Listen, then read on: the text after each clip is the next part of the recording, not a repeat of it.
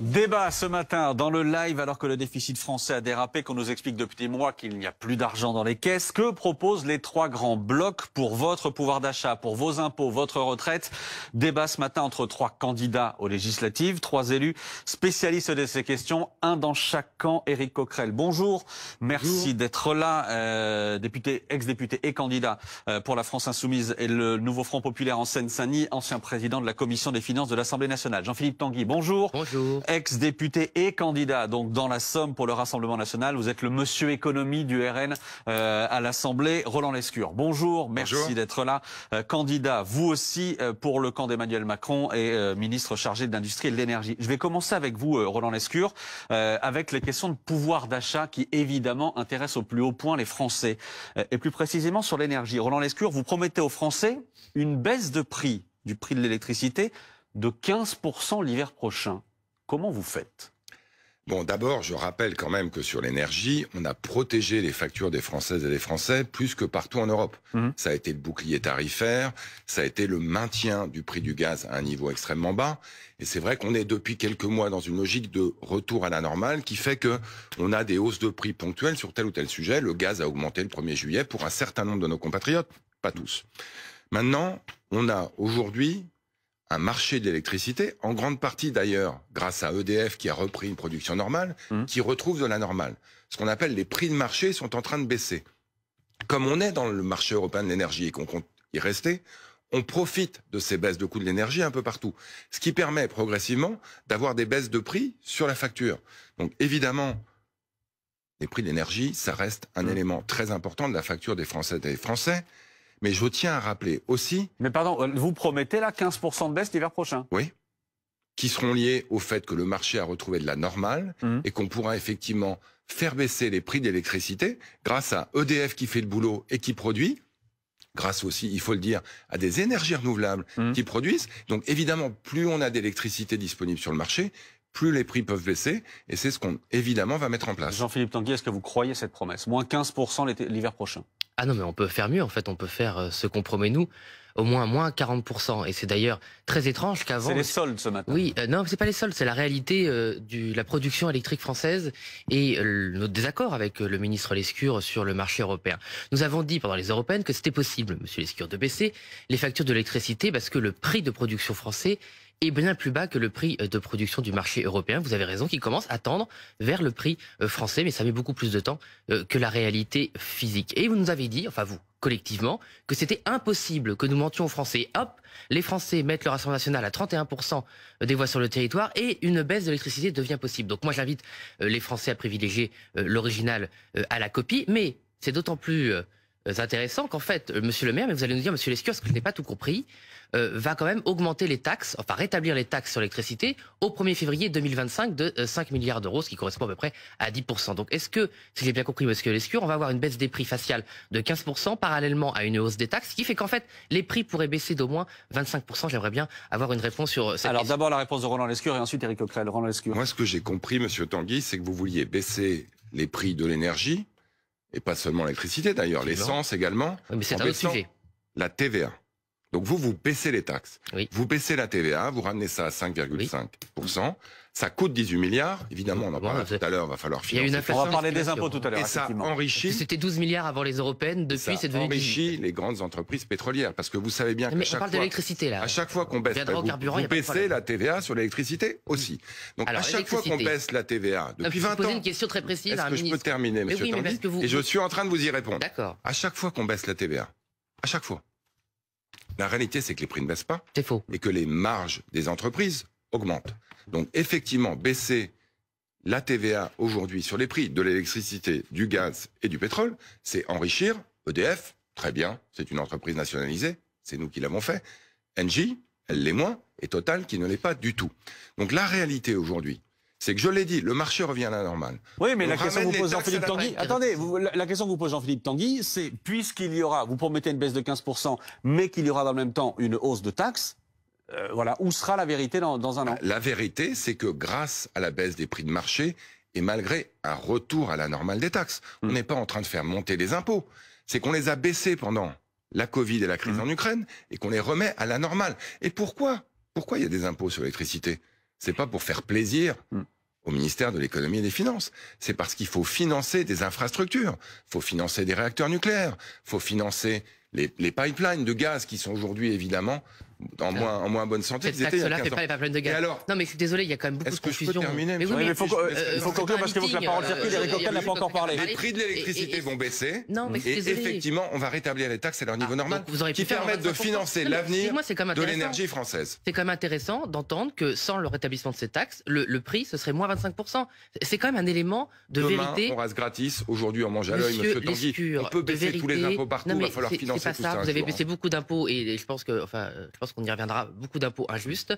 On va parler des impôts tout à l'heure. Ce que je veux dire aux Français, parce qu'on a beaucoup attaqué le Rassemblement national sur la crédibilité, c'est que sans le rétablissement de cette taxe, en fait, on est à moins 25% sur les prix. C'est quand même considérable comme information. Éric Coquerel, moins 15% ici, moins 30 à 40% du côté du RN. Qu'est-ce que vous promettez sur l'électricité? Déjà, il faut annuler l'hausse de 10% qui est prévue. Parce que je vous fais remarquer, par exemple, pour un foyer de 4 personnes, c'est plus de 200 € l'électricité.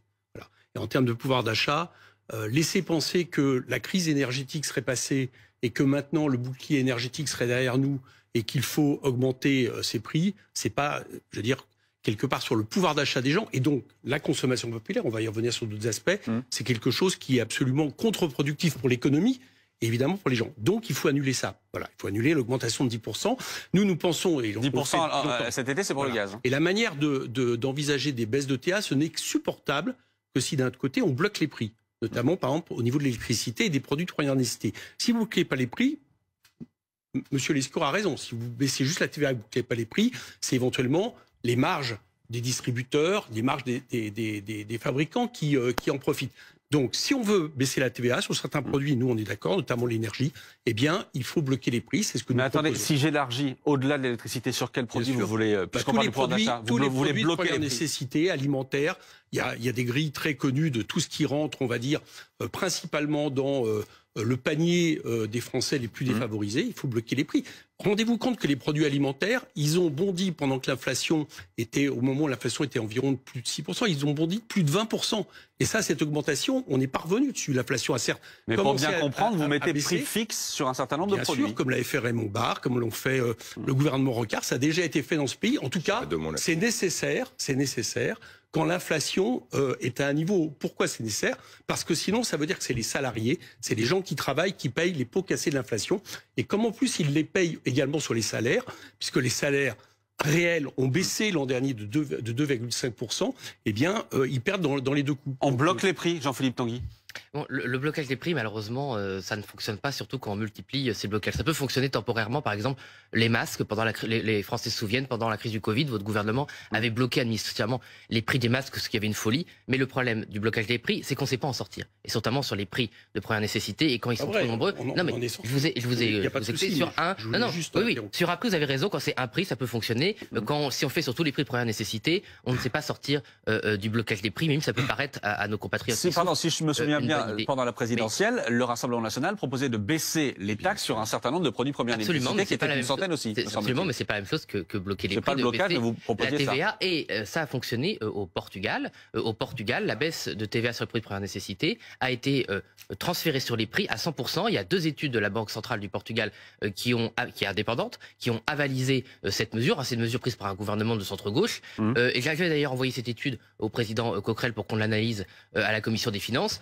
On n'a pas eu le temps de le faire, sans doute, c'est pas du tout une attaque contre le président Coquerel, mais ça a été prouvé, parce qu'en fait, sur les biens très concurrentiels, ça marche, la baisse de TVA. Juste très rapidement, si vous devez acheter un paquet de pâtes, qu'une enseigne ne baisse pas le prix, alors que l'enseigne à côté baisse le prix, et ben vous allez évidemment choisir le paquet de pâtes où il y a eu la baisse de prix sur la TVA. Donc ça fonctionne très bien sur les produits. Donc attendez, juste pour préciser les choses, ça veut dire que dans votre programme, là, pour ces législatives, il y a bien le blocage de la TVA sur un certain nombre de produits de première nécessité. Il y a la baisse de la TVA, oui. Baisse de la TVA. Donc baisse de la TVA d'un côté, blocage des prix de l'autre. Qu'est-ce que vous répondez? Comment vous faites baisser les prix? Je répondais d'abord que, et je voudrais pas caricaturer, mais malheureusement c'est un peu obligé, le blocage des prix, c'est le Venezuela. C'est obligatoire, jamais. C'est-à-dire que le blocage des prix sur les produits de de première nécessité, on va bloquer le prix du pain.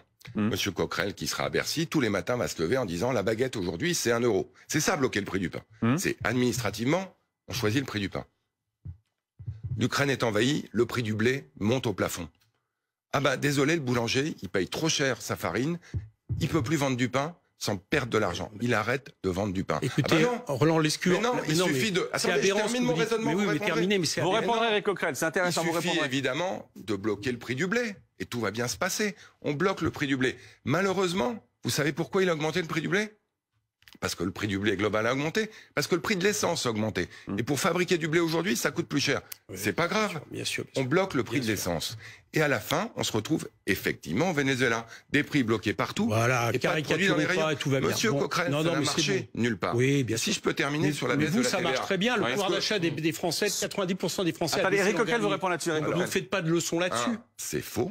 Mais non, c'est pas faux. Mais vous le savez, la moyenne du pouvoir d'achat, elle a augmenté grâce aux revenus du capital. Au niveau des salariés, ça a baissé. Mais si, bien évidemment. Ne dites pas c'est faux. Ne dites pas c'est faux. Monsieur Coquerel a raison sur ces chiffres-là. On s'écoute, bien évidemment, on est là pour ça. Donc, la baisse de la TVA, je l'ai dit, je le redis. Quand vous baissez la TVA, vous augmentez les marges de Nestlé, de Danone. Très bien.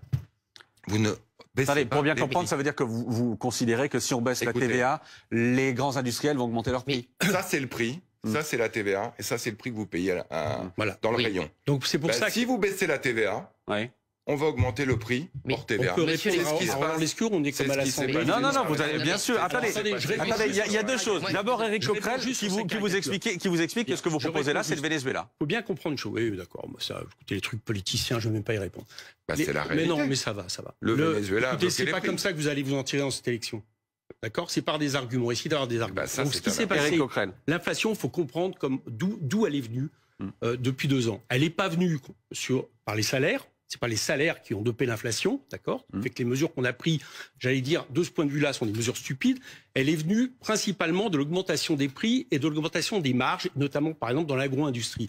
Donc, pour répondre à Roland Lescure, la question, c'est de savoir si on veut à un moment donné penser que ces marges doivent être diminuées ou pas pour que le consommateur s'y retrouve. Nous disons que oui. Donc la solution pour que ces marges se retrouvent, ça peut être effectivement, à certains moments, pour le pouvoir d'achat, de baisser certains taux de TVA sur des produits de première nécessité ou l'énergie, mais à condition, parce que sinon, effectivement, il y a un effet d'aubaine qu'on voit bien, à condition qu'on bloque les prix.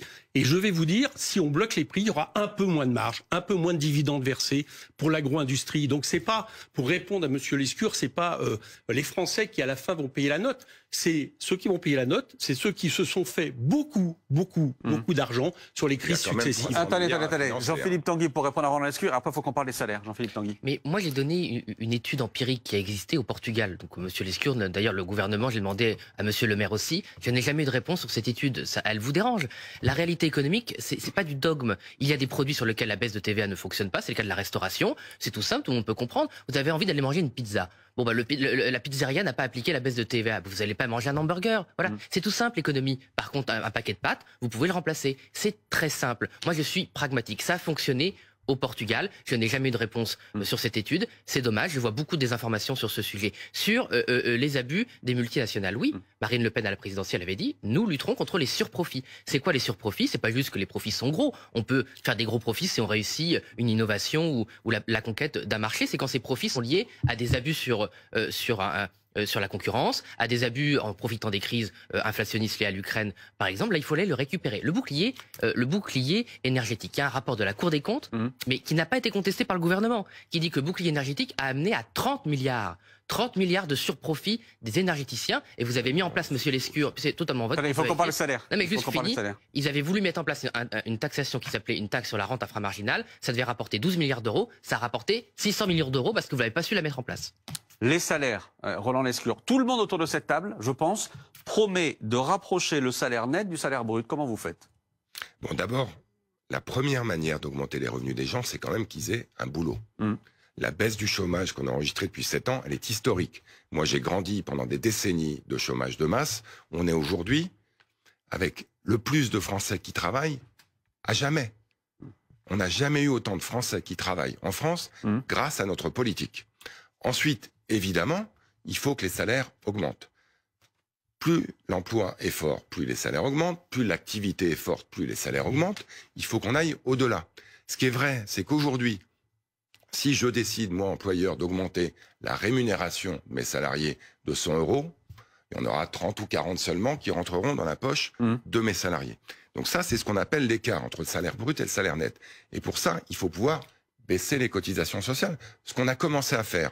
Il va falloir continuer à le faire, mais à une condition, c'est qu'on tienne les dépenses publiques. Parce que si vous baissez les recettes d'un côté pour donner du pouvoir d'achat, mais que vous augmentez les dépenses, comme l'un et l'autre envisagent de le faire, soit via de la baisse de la TVA qui ne servira à rien, soit des hausses de dépenses exceptionnelles qu'il faudra bien financer, vous perdez à gauche ce que vous gagnez à droite. Donc oui, il faut baisser l'écart entre salaire brut et salaire net, mais il faut aussi être extrêmement rigoureux sur la dépense publique, et c'est ce qu'on fera. Baisser les cotisations. Vous, votre réponse, Éric Coquerel, c'est d'augmenter le SMIC.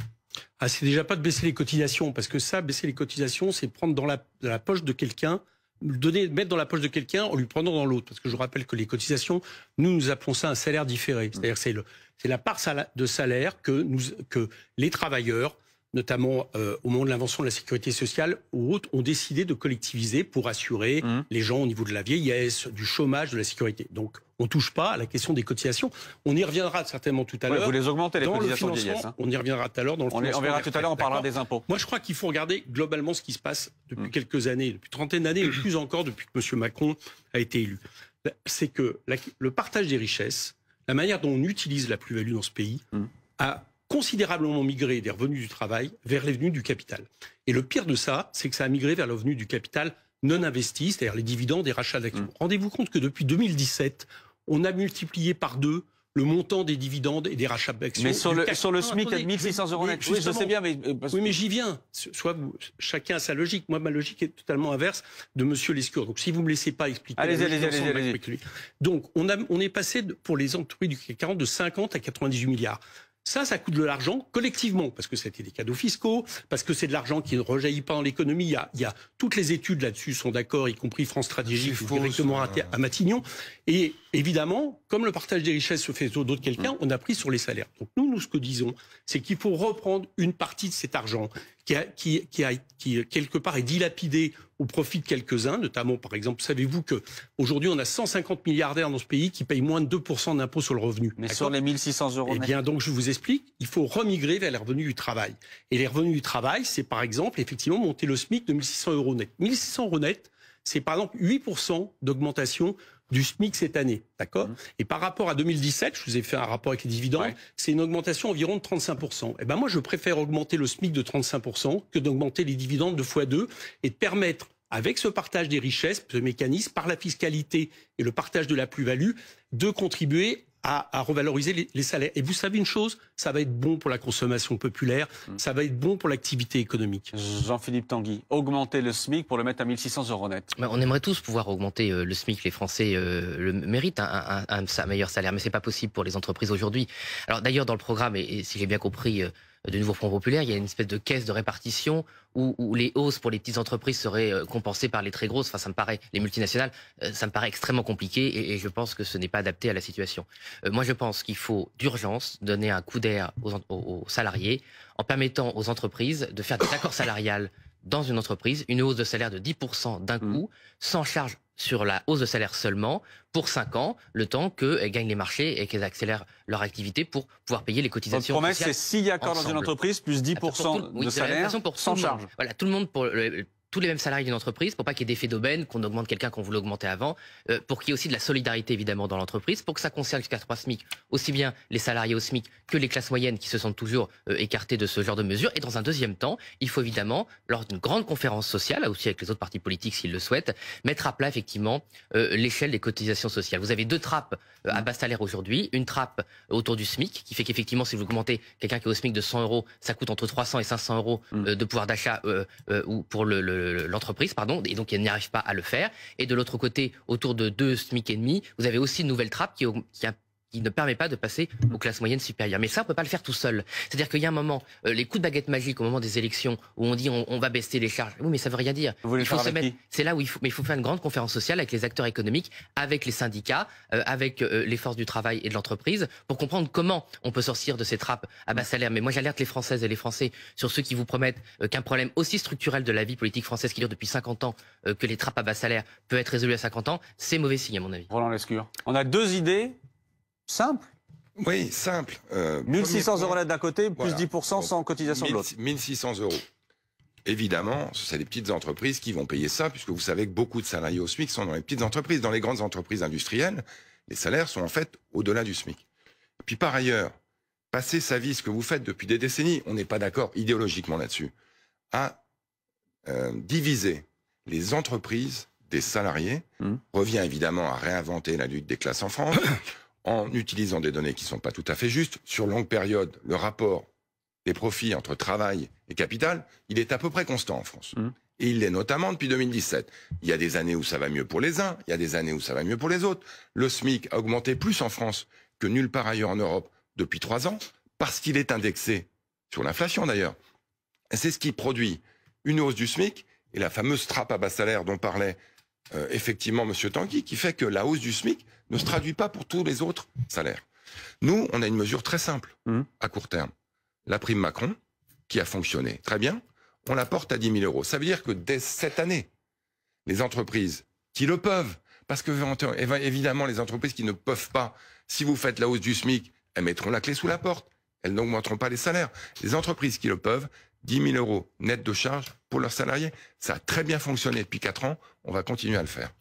Éric Coquerel, pour répondre sur les 1 600 € net, où on vous dit que les entreprises ont payé.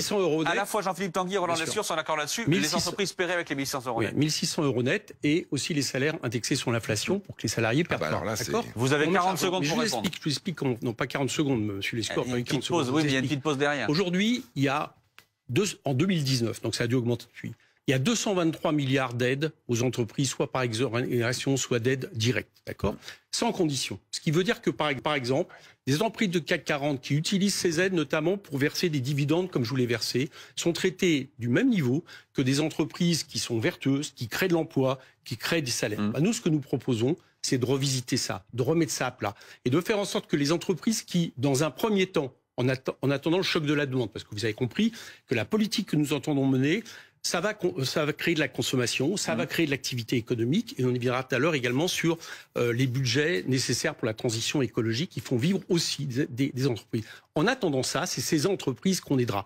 Alors ça peut se prendre par 2 formes, soit effectivement une caisse de péréquation comme nous l'avons mis sur la table, mais ça peut se mettre aussi sur des choix ciblés d'aide aux entreprises dans des secteurs très concurrentiels pour aider à passer ce choc. Voilà comment on compte le faire. Mais aujourd'hui, le gouvernement est champion depuis quelques années de l'argent versé à des entreprises sans aucune condition, dont une partie est dilapidée dans des dividendes. Et ça, on poursuit. Attendez, notre économie n'a plus. On va y revenir bien sûr. On poursuit ce débat. C'est les réalités. C'est s'il vous plaît, s'il vous plaît, on poursuit ce débat dans un instant. On vous aide à choisir à 13 jours. 223 milliards en 2019. On vous aide à choisir à 13 jours des législatives. On poursuit ce débat. On va parler notamment dans un instant des retraites, la réforme des retraites.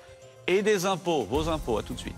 11h, la suite du grand débat du live à moins de 2 semaines maintenant du premier tour des législatives. Ce matin, pouvoir d'achat, retraite, impôts. Quelle France le 8 juillet Débat entre 3 candidats aux législatives. Éric Coquerel, ancien président de la commission des finances de l'Assemblée nationale pour le Nouveau Front populaire et la France insoumise. Jean-Philippe Tanguy, député de la Somme et responsable du programme économique du RN. Et Roland Lescure, ministre en charge de l'industrie et de l'énergie. Je voudrais qu'on parle des retraites avec une question très simple, Jean-Philippe Tanguy.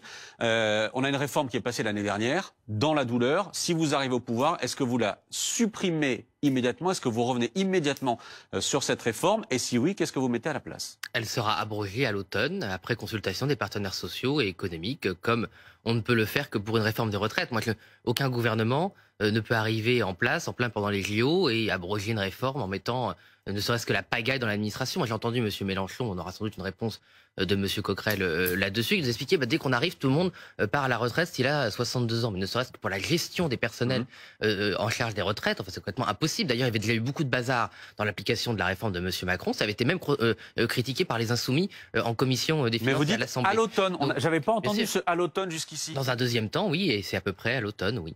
À l'automne. Et qu'est-ce que vous mettez à la place? La réforme qui avait été proposée par Marine Le Pen, à savoir que les personnes qui ont commencé à travailler tôt, avant 20 ans, sous réserve d'un certain nombre de trimestres évidemment, pourront partir avant 60 ans. Et ensuite, selon les annuités réalisées, vous pourrez partir entre 60 et 62 ans. Donc maximum 62? Oui, 62 ans. En fonction du nombre de cotisations. Si vous avez évidemment le nombre d'annuités pour après, si vous n'avez pas cotisé suffisamment, ça sera toujours 67 ans, mais c'était déjà 67 ans avant 65 ans, pardon. C'était avant la réforme de Monsieur Macron. Et même sous François Mitterrand, si vous n'aviez pas vos annuités, vous partiez pas à 60 ans. Il faut arrêter de raconter des blagues aux Français. Roland Lescure. Moi, je suis effaré. Je veux dire, on est dans une élection législative où on a deux démagogies qui s'opposent. Une irresponsabilité dès le mois de juillet. Alors vous, dès le mois de juillet, à 62 ans... Éric Coquerel n'a pas encore parlé sur la Non, mais je connais son programme. Je l'ai lu. Des milliards de dépenses et des recettes imaginaires. Mais sur les retraites, juste. Alors vous, c'est la démagogie, c'est juste l'irresponsabilité en octobre. On le fait pas en juillet, on le fait en octobre. Franchement, la réalité, c'est quand même pas au niveau. La réalité, c'est que cette réforme, j'aurais préféré qu'on s'en passe. Moi, j'ai pas spécialement... La réforme de l'an dernier, vous voulez dire. Bien sûr, j'ai pas spécialement envie de dire aux Françaises et aux Français, désolé, on vit plus longtemps, va falloir travailler plus longtemps. Personne n'a envie de travailler plus longtemps aujourd'hui, sauf ceux qui ont la chance d'avoir un travail passionnant. Mais la réalité, c'est qu'il faut financer tout ça. Il faut un peu de responsabilité. Et qu'effectivement, pour financer la hausse de l'espérance de vie dont on est tous très heureux, il faut travailler davantage. C'est pas les plus fragiles qu'on ait l'espérance de vie qui augmente, monsieur Lescure. Donc évidemment, cette réforme, comme toutes les réformes des retraites d'ailleurs, les oppositions, en toute responsabilité, s'en sont lavé les mains en disant vous faites sans moi. Ça a été fait pour les réformes de gauche. Ça va se compense pas comme vous, on est pour les réformes de droite. Mais là, d'un seul coup, on a des élections, un gouvernement courageux a pris une réforme difficile, on l'abroge juillet-septembre, peu importe, on verra plus tard ce qu'on fait pour pérenniser ce système. C'est un système dont on doit être fier. C'est le seul régime de répartition au monde qui, grâce aux réformes qu'on a mis en place, va être équilibré. Vous le déséquilibrez, vous le mettez à la poubelle, très bien, mais il faut que les Français sachent tout en nuance, que c'est mais c'est totalement irresponsable ce que vous proposez. L'un comme l'autre, 60 ans d'un côté, 62 de l'autre, tout va bien se passer, on rase gratis demain, et aujourd'hui on mange à l'œil, c'est ça que vous nous proposez. Éric Coquerel vous répond. Sur le gouvernement, juste par principe, le donneur de leçons, ça va. On a un gouvernement qui, à la fin de l'année dernière, a imposé à l'Assemblée nationale, sans vote, un budget qui, 3 mois après, a été complètement revu, tellement ils se sont trompés sur la croissance, sur les déficits, 300 milliards de dépenses. Et 3 mois après, ils expliquent qu'il faut revoir totalement le budget. Alors, la crédibilité économique de ce gouvernement, qui est même contestée par le Haut Conseil des finances publiques, ça va. Donc je réponds, mais non, mais arrêtez avec vos chiffres fantaisistes, quoi. Donc je réponds.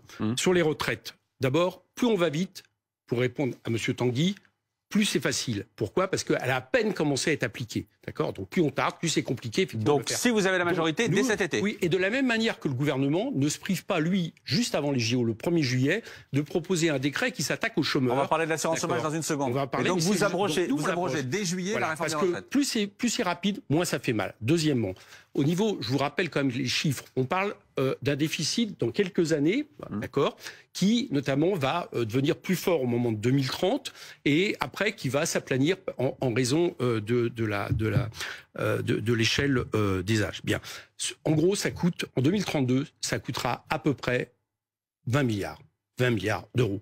D'accord. Donc arrêtons avec les chiffres. Donc là-dessus, nous y répondons. Il y a par exemple une possibilité... Mais qu'est-ce que vous mettez à la place? Je vous réponds. Il y a une possibilité, par exemple, c'est d'augmenter les cotisations patronales et sociales de 0,8 points. Et on le comble. Et il y a plein d'autres possibilités. Il y a la possibilité, ce que nous mettons au programme, de faire payer, par exemple, de taxer, de faire cotiser les dividendes. Il y a la possibilité également des économies qu'on va faire sur les questions sociales, parce que figurez-vous, mettre au chômage des gens qui de toute façon n'ont pas d'emploi, parce que c'est des travailleurs seniors qui sont souvent mis au chômage, ça coûte à la branche vieillesse, etc. Mais donc, quelle réforme vous proposez à la place? Comment? Quelle réforme vous proposez à la place? Alors, je vous dis déjà, on abroge. Ça, c'est la première chose. Okay. Et ça sera bon d'ailleurs pour l'emploi parce que ça partage les richesses et ça permet à des gens encore jeunes, relativement, de profiter de leur retraite et en même temps, ça permet justement d'embaucher. Mais justement, ces retraites à 60 ans avec vous? Alors, je vous réponds, ça pour l'instant on abroge. Ensuite, en comptant sur les effets macroéconomiques de notre politique, je vous l'ai expliqué tout à l'heure, de rentrée de cotisation, de rentrée de fiscalité au fur et à mesure qu'on crée de l'emploi, qu'on augmente les salaires sans baisser les cotisations, vous avez compris, eh bien après on se donne notre mandat pour passer à la retraite à 60 ans, aussitôt que les conditions macroéconomiques le permettront, d'accord? Donc vous avez compris. Donc, progressivement, on va vers 60 ans. Oui, on passe progressivement à 60 ans. On a des chiffres. Alors, en gros, moi j'ai entendu des chiffres absolument fantaisistes, là, les Échos qui parlent de 100 milliards. La retraite à 60 ans, c'est à peu près le double de ce que va coûter le fait de repasser à la retraite à 62 ans. Donc en gros, 50 milliards. Donc je vous dis, on trouve assez facilement les 20 milliards, c'est pour 2032. Et ensuite, on aura le temps, notamment par les entrées de cotisation, par le cercle vertueux et le choc de la demande que ça va produire, pour passer à 60 ans. Donc voilà la réponse. Et arrêtons de faire peur aux gens, arrêtons de faire peur aux Français. Je peux dire un mot là-dessus. Vous allez tous les deux répondre. Jean-Philippe Tanguy d'abord. Vous savez, dans la réforme de M. Macron, il y a des coûts cachés. Moi, je me base sur les études empiriques. La réforme Woerth-Fillon, selon la DARES et la Cour des comptes, a eu des coûts cachés sur les comptes sociaux. C'est-à-dire que quand vous augmentez l'âge de la retraite, vous avez des gens qui s'abîment au travail, qui ont des métiers difficiles, des femmes qui s'occupent de personnes âgées, évidemment les métiers du BTP. Et donc vous avez eu 3 milliards d'euros par an de surcoût vers l'invalidité, vers les pensions au handicap, vers les maladies chroniques. La réforme de Madame Borne, selon l'étude d'impact du gouvernement lui-même, c'est 3 à 5 milliards de surcoût là-dessus. Donc vous pouvez faire croire aux Français que vous faites des économies alors que ce sont des fausses économies. Et en fait, c'est un peu le paradigme qu'on combat avec Marine Le Pen, Jordan Bardella depuis bien longtemps, c'est que l'efficience économique, c'est pas la cruauté sociale. Et faire porter toujours les efforts, sans doute nécessaires, de redressement des comptes publics, toujours sur les plus faibles, toujours ceux qui ont les métiers physiques les plus durs, ceux qui ont commencé à travailler tôt et qui donc ont cotisé plus longtemps. Mais votre réforme coûte combien? Notre réforme coûte 9 milliards d'euros. 9 milliards d'euros. Parce qu'on compense, j'ai fini, parce qu'on compense on encourage avec les carrières longues aussi les jeunes à rentrer plus tôt sur le métier, sur le marché du travail, augmenter le nombre d'actifs. Et nous, on a aussi une grande politique de rétablissement de la productivité. Alors, c'est un peu technique, mais la productivité, c'est la richesse qu'on crée par une heure de travail. Elle a été très dégradée depuis l'arrivée au pouvoir de M. Macron. Même les économistes macronistes, j'entendais M. Pisani-Ferry, regrettent cette dégradation de la productivité. Or, en augmentant la productivité, on augmente les cotisations, on augmente la richesse nationale et on peut payer des victoires sociales. Parce qu'il faut quand même donner un peu de perspective aussi au peuple français. Moi, lui faire Roland Lescure, et ensuite on parle de l'assurance chômage. La perspective, c'est perdre des droits, c'est quand même. Donc sur la productivité, c'est vrai qu'on doit l'accélérer. Ce qu'a dit M. Pisani-Ferry, il était sur une radio concurrente ce matin. Absolument. C'est qu'on a commencé des réformes qui vont dans le bon sens et qu'il faut les accélérer. C'est ça qu'il a dit. Il a quand même dit que c'était dégradé. Oui, qu'il faut accélérer les réformes qu'on a mises en place pour rendre la France plus innovante, plus productive, et Monsieur Coquerel, c'est pas un gros mot, plus compétitive. Voilà. Maintenant, là, sur les retraites, là, c'est les magiciens de l'extrême droite et de l'extrême gauche qui rêvent en couleur. Mais vous rêvez en couleur, en imaginant. Vous êtes vraiment champion des politiciens. Non, mais laissez-moi terminer, Monsieur Coquerel. Vous faites la retraite à 62, la retraite à 60 et la sixième semaine de congé payé. Le jour où vous réussirez à convaincre l'un comme l'autre que c'est en travaillant moins différemment qu'on va produire davantage de richesses qui vont permettre de financer le modèle social, mais pour arrêter de prendre les Français.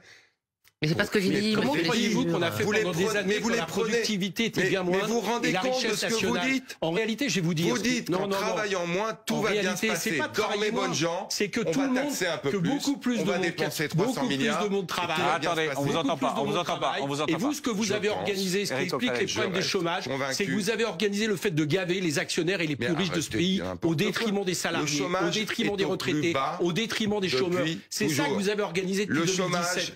Mais il remonte le chômage. Depuis toujours. Le chômage des jeunes est au plus bas depuis toujours. Reconnaissez, moi je suis prêt à reconnaître. S'il vous plaît, attendez, allez-y. Reconnaissez. Qu'on n'a pas tout fait bien. Mais vraiment, moi je pense qu'il y a des enjeux majeurs qu'on a maltraités. Je suis prêt à le reconnaître. Mais sur le chômage, vraiment, le taux d'emploi des jeunes est le plus élevé à jamais. Il y a plus de jeunes qui travaillent en France. Il y a près de 10 millions de pauvres dans ce pays. On n'en a jamais eu.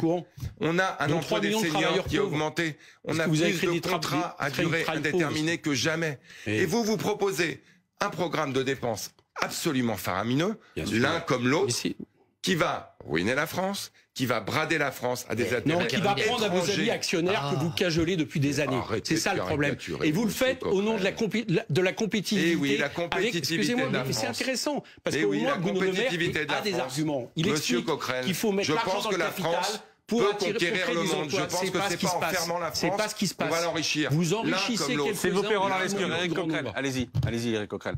Oui, c'est ce que je viens de dire, c'est que on a une politique qui, depuis des années, en réalité, d'une manière globale, quand je dis d'une manière globale, c'est aussi bien les salaires, c'est les revenus dépendants des salaires, les cotisations, ce qui permet, par exemple, des gens de partir à la retraite à 62 ans. C'est des chômeurs, on leur prend de l'argent. Et au profit de qui? Au profit, je le répète, et ça c'est chiffré, on n'a jamais eu autant de dividendes versés dans ce pays. D'accord? Et il n'y a pas trace d'une répercussion sur l'emploi. Donc ça, c'est la politique du gouvernement. Et moi, je vais pas polémiquer. Bruno Le Maire le défend. Il le dit. Moi, je fais cette politique parce que je pense il faut attirer les capitaux. Vous savez, c'est la fameuse phrase d'Helmut Schmidt. On crée les profits d'aujourd'hui sont les investissements de demain et les emplois d'après-demain. Sauf que ça ne marche pas. C'est-à-dire, ce qu'on voit, c'est qu'il y a une accumulation de richesses comme jamais on a vu, qui en plus attaque notre promesse républicaine parce qu'on a quand même un pays pour qui l'égalité, c'est un peu dans son ADN. Donc ça produit effectivement des secousses et, j'allais dire, beaucoup de malheur pour la plupart de notre pays. Et l'emploi, lui, contrairement à ce qui est dit, et notamment dans les chiffres du chômage, parce que je vous fais remarquer qu'on a tellement sorti de chômage. On va parler de l'assurance chômage. On va parler de l'assurance chômage maintenant. Je vais y venir. On va y venir. Que tout ça, au niveau des emplois créés, et notamment de ce qui est expliqué, qui compte maintenant les apprentis, ce qui n'était pas le cas avant. Donc on a à peu près un tiers d'apprentis dans l'emploi créé. C'est de la fiction. C'est de la fiction. Pour qu'on comprenne bien. Dans un instant, on parlera des impôts, de vos impôts, et voir ce que vous proposez pour financer les dépenses qui ont été mises sur la table ce matin. Mais d'abord, une clarification, Roland Lescure. Sujet capital, la réforme de l'assurance chômage. Le gouvernement vient de la lancer. Il faudrait, si elle va au bout, travailler plus longtemps, j'explique pour les téléspectateurs, pour toucher une indemnité chômage qui serait réduite par rapport à ce qui existe aujourd'hui. Est-ce que vous maintenez cette réforme? Elle passera bien avant le deuxième tour, par décret, cette réforme de l'assurance chômage? Moi, ce que j'aimerais, parce que je vais être très franc avec vous, j'aurais préféré qu'on la reporte. Il y a des contraintes législatives qui font qu'au 1er juillet, parce que les partenaires sociaux ne sont pas entendus, il faut qu'on passe un décret. Je considère que l'assurance chômage, ça doit faire partie des sujets essentiels qu'on doit discuter après le second tour. Pourquoi? Parce que moi, je crois intimement qu'on est prêt, on doit être prêt à rassembler des gens raisonnables dans ce pays, du centre droit au centre gauche, pour éviter que les extrêmes l'emportent de l'un ou de l'autre. Vous dites donc ça veut dire de manière très concrète. Pour clarifier les choses, très concrète. Ce que Gabriel Attal a dit sur 1er juillet, décret, la réforme s'appliquera par décret, il faut que ce soit plus souple. On doit passer un décret au 1er juillet parce que le fait que les partenaires sociaux ne se soient pas entendus fait qu'il n'y a plus d'assurance chômage au 30 juin. Il faut passer un décret. Moi, je considère... Vous pourriez maintenir les règles actuelles. Mais même, il faudra un décret. Oui, donc on va passer un décret. C'est bien ce que je vous dis. Et moi, je considère qu'effectivement, ça fait partie des sujets qu'il faudra réouvrir une fois que les Françaises et les Français auront parlé.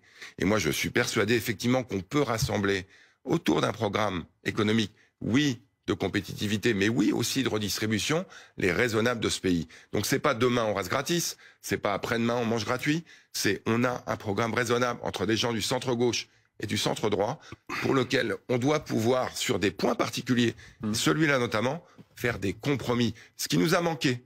Moi, il y a un truc que je reconnais, c'est que depuis 7 ans, on a été insuffisamment à l'écoute des oppositions que je qualifierais de raisonnables pour faire des compromis, et ça va falloir que ça change. Jean-Philippe Tanguy, qu'est-ce que vous faites de la réforme de l'assurance chômage? Juste très rapidement, sincèrement, monsieur Lescure, cette espèce de vanité qui consiste à dire qu'il y a l'arc de la raison alors que la France, 3 000 milliards de dettes, déficit public caché record, standard des pour qui vous dégrade parce qu'il ne croit pas à votre rétablissement des finances publiques, déficit commercial monumental, déficit de la balance des paiements, bref. Mais l'assurance chômage, non mais il faut quand même dire aux gens, il y a un moment, voilà, je le dis, si, moi je suis très crédible parce que moi j'ai pas votre bilan et que vous avez vu les taux d'intérêt depuis une semaine? Oui, alors le fait, ça on peut en parler, c'est très intéressant le fait que Bruno Le Maire. On doit surtout parler de l'assurance chômage, s'il vous plaît, pour répondre là-dessus, pour que ce soit pour que le débat soit clair. Non mais il y a quand même 45 milliards d'euros d'épargne en action qui a disparu à cause de l'agitation de M. Le Maire sur les marchés. 45 milliards d'euros de capitalisation qui a disparu parce qu'au lieu de rassurer les gens, votre gouvernement les inquiète. Pendant 7 ans, les taux français ont été au niveau des taux allemands. Depuis une semaine, les gens craignent que vous soyez au pouvoir. 1%. L'assurance chômage. Votre question, mais dire cela, nous l'abrogerons parce qu'en fait, aujourd'hui, les Françaises et les Français, les entrepreneurs sont excédés par les fraudeurs. Il y a des fraudeurs, il y a des gens qui pourraient occuper un emploi qui ne le font pas. On peut déjà, si on le voulait, lutter contre ces personnes ou trouver aussi des solutions. Moi, par exemple, en tant que député, ça m'arrive de trouver un logement pour une personne qui veut travailler dans la restauration, mais qui peut pas faire 2 heures de trajet par jour. Donc, il y a des solutions concrètes ou des luttes contre les fraudeurs. Mais sanctionner tous les honnêtes gens, les 3 millions de chômeurs catégorie A, les 2 autres millions de chômeurs dans les autres catégories, qui ne trouvent pas d'emploi. Il y a 300 000 emplois non pourvus, il y a 5 millions de personnes au chômage ou mal employées. Donc, c'est vraiment se faire des voix sur le dos des chômeurs, c'est triste. Et surtout, ça fonctionnera pas mieux. Ça ne fonctionnera pas mieux. Par ailleurs, les cotisations, ça appartient aux salariés. Donc, et vous abrogez, Éric Coquerel, vous abrogez aussi. Évidemment, c'est une mesure absolument cruelle. Alors, juste pour répondre, 3 petites choses. 1, ne laissez pas croire qu'il fallait absolument l'appliquer, parce que sinon l'UNEDIC était en problème. L'UNEDIC est en excédent financier. D'accord ? En 2024-2027, elle a 20,6 milliards d'excédent grâce à la gestion des partenaires sociaux. Qu'on a mené, je vais y revenir. Je vous dis juste en passant. Donc, l'UNEDIC n'est pas en danger. Donc, sur l'idée, il faut vite le passer. C'est absolument faux. Deuxièmement, au niveau des chômeurs, là, l'idée, c'est de faire payer, en réalité, le chômage qui est en train de remonter. Et on nous avait expliqué, je vous le rappelle, que si le chômage remontait, c'est annoncé par tous les chiffres de l'INSEE à la fin de l'année, eh bien, en vertu de quelque chose d'appelé contracyclique, on n'allait pas continuer à aggraver la pression. Si la situation se détériore, on ne fait pas poser la responsabilité sur les chômeurs. C'est ce qu'on fait. Et avec l'idée qu'en réalité, s'il y a du chômage dans ce pays, c'est parce que les chômeurs ne voudraient pas aller travailler. Vous savez, c'est la fameuse phrase, il n'y a qu'à traverser la rue. Mais bien sûr que si, c'est ça que vous mettez dans la logique. Donc je vous dis que c'est absolument cruel. Et en plus, économiquement, c'est évidemment une catastrophe. Je vous donne l'exemple des saisonniers, qui va être compris dans cette réforme. Donc ça veut dire qu'il y a des métiers qui sont saisonniers, on le sait. Donc il y a quelque part un système, alors on pourrait penser peut-être que c'est par des aides que c'est amélioré, mais c'est par notamment l'UNEDIC que ces gens-là peuvent faire leur travail dans ce pays. Ce qui va se passer, c'est que ça va devenir autant de centaines de milliers de travailleurs pauvres. Quand vous avez moins d'argent qui rentre dans les indemnités des chômeurs, dont je rappelle que seulement 1 sur 2 est indemnisé au niveau de l'UNEDIC. Qu'est-ce qui se passe? Eh bien, il y a moins de consommation populaire. Donc, on a un paradoxe. Parce que le gouvernement, l'an dernier, nous a expliqué que il avait réussi à maintenir 0,9% de croissance, alors que l'Allemagne était en récession. À votre avis, pourquoi a-t-il réussi? Parce que la consommation populaire s'est maintenue. Et si la consommation populaire, c'est grâce notamment au matelas social qu'on essaye de protéger et que ce gouvernement n'arrête pas d'attaquer. Donc c'est une mesure qui est mauvaise pour les chômeurs, qui ne créera pas d'emplois et qui, en plus, pour la consommation populaire, est absolument stupide. Donc oui, il faut l'abroger très rapidement. On parle des impôts. Roland Lescure, si vous vous maintenez au pouvoir, et ceux qui nous regardent vous attendent ce matin là-dessus, qu'est-ce que vous faites? 0 hausse d'impôts? Mais bien sûr, on ne change pas une politique qui, de ce point de vue-là, je le répète, il y a des choses qu'on n'a pas bien faites. Mais sur les impôts, sur l'économie, et n'en déplaise à ces deux messieurs, sur l'emploi et le chômage, on a fonctionné. Je veux quand même, puisque j'imagine que vous donnerez la parole. Oui, bah c'est le principe. Après, essayez quand même de détricoter un peu ce qu'on... Alors attendez, vous savez ce qu'on fait? Je donne la parole et ensuite, si vous voulez, vous détricoterez. Les nouveaux programmes, ils sont là. Je vais donner la parole à Éric Coquerel d'abord. Éric Coquerel, le nouveau Front populaire prévoit la mise en place d'une série de nouvelles taxes pour financer votre programme. Taxe sur les revenus de l'épargne, une hausse des droits de succession notamment, il y en a d'autres. Vous prévoyez aussi, et ça va intéresser ceux qui nous regardent ce matin, de créer plus de tranches pour l'impôt sur le revenu, que l'impôt soit plus progressif. Il y aurait 14 tranches au lieu de 5. Qu'est-ce que ça change pour ceux qui nous regardent? Quelqu'un qui gagne 4 000 euros, qui est célibataire, rien. Et même en dessous de 4 000 euros, ses impôts baissent. D'accord. Quelqu'un qui est au-dessus, ça augmente. Et plus ça augmente, plus effectivement vous payez d'impôts. La limite, elle est à 4 000 pour vous? Elle est à peu près ça. Elle était il y a 2 ans, donc il faut refaire les calculs. Il y a à peu près le prorata. Bien. Donc, moi, je voudrais rappeler quelque chose. J'ai donné le chiffre tout à l'heure, mais qui va peut-être halluciner ceux qui nous écoutent. D'accord? Il y a 150 personnes dans ce pays qui sont les plus riches personnes de ce pays, qui payent entre 0,1 et moins de 2% d'impôts sur le revenu. Parce qu'on leur a fait des cadeaux, notamment avec la flat tax et une espèce de bouclier fiscal pour les détenteurs de capitaux, plus la suppression de l'ISF. Donc ça, c'est pas supportable. Et quand je vous dis ça, c'est beaucoup d'argent. Ces 150 personnes, par exemple, on leur appliquerait le taux d'impôt sur le revenu, en gros, de la tranche des 10% les plus riches. Rien que ça rapporterait 18 milliards d'euros à l'État. Donc oui, il faut un impôt sur le revenu plus juste, plus en tranches. En gros, c'est le retour à peu près aux 14 tranches de 80, pour aller vite. D'accord ?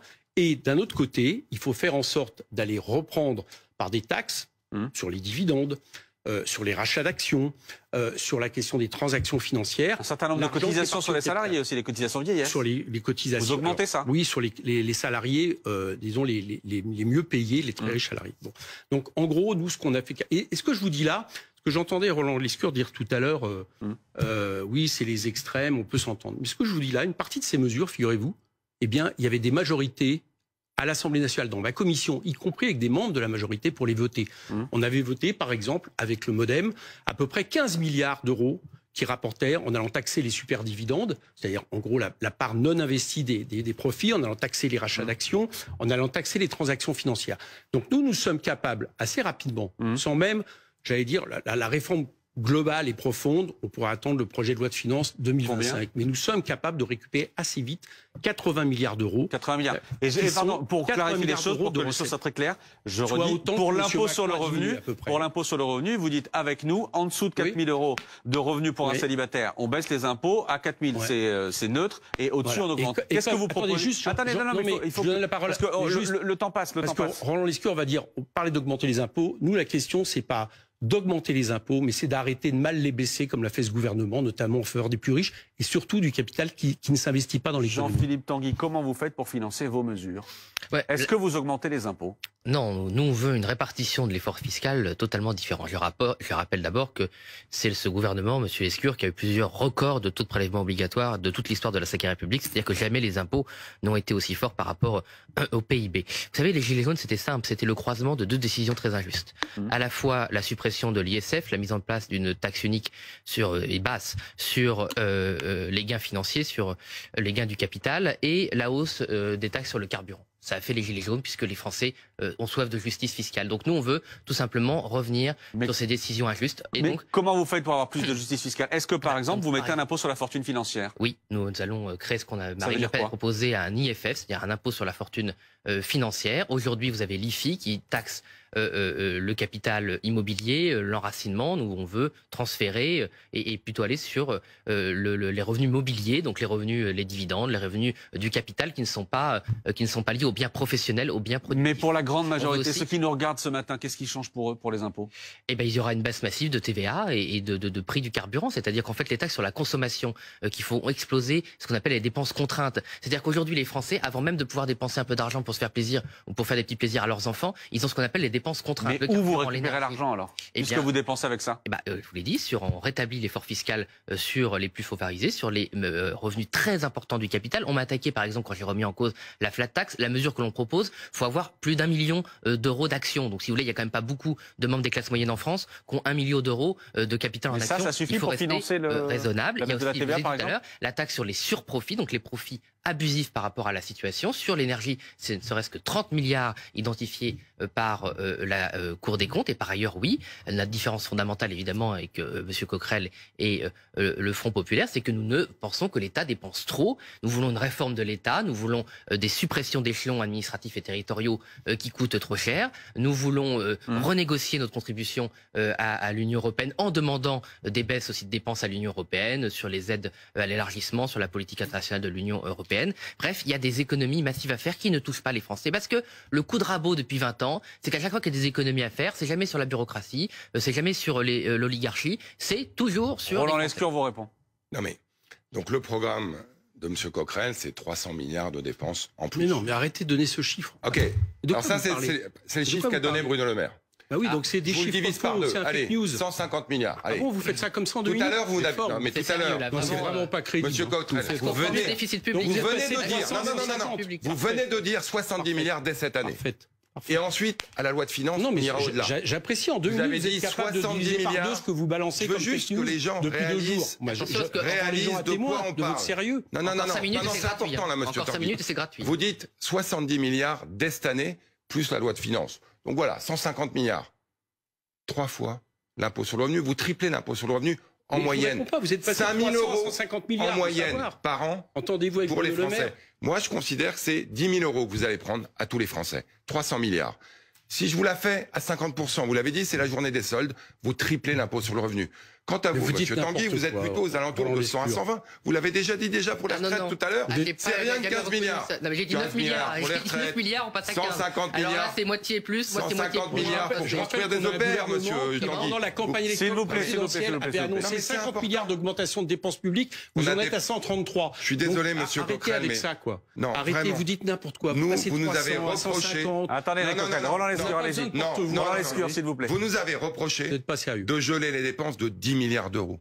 Et vous parlez de dépenses supplémentaires de 150 à 300 milliards. Il faut qu'on réalise de quoi on parle. Entre 3 et 5 fois ce qu'on touche aujourd'hui via l'impôt sur le revenu. Vous triplez ou vous quintuplez l'impôt sur le revenu en France. Quant à vous, absolument vous financez des EPR. Absolument pas. Pour 90% des gens, ça sera moins indolore. Vous baissez la TVA en enrichissant les marges. Monsieur, 100 et 150 milliards d'euros. Vous proposez des solutions sur les EPR. Aujourd'hui, on a le choix avec vous entre cramer la caisse à l'extrême gauche ou cramer la caisse à l'extrême droite. Alors oui, c'est des chiffres. Vous êtes ministre, c'est vraiment pas raisonnable. Oui, et je pense que vous êtes président de la commission des finances. Vous savez, non, mais d'accord, mais c'est écoutez, terminé. je prends les gens à témoin. Vous venez de passer 350 milliards. L'irresponsabilité d'extrême droite. C'est terminé. S'il vous plaît, merci à tous les trois d'être venus ce matin pour ce premier grand débat du live. On en fera d'autres d'ici le premier tour des élections législatives. Merci encore une fois à tous les trois. Bonne campagne à tous les trois. Il reste 13 jours avant de voter pour le premier tour.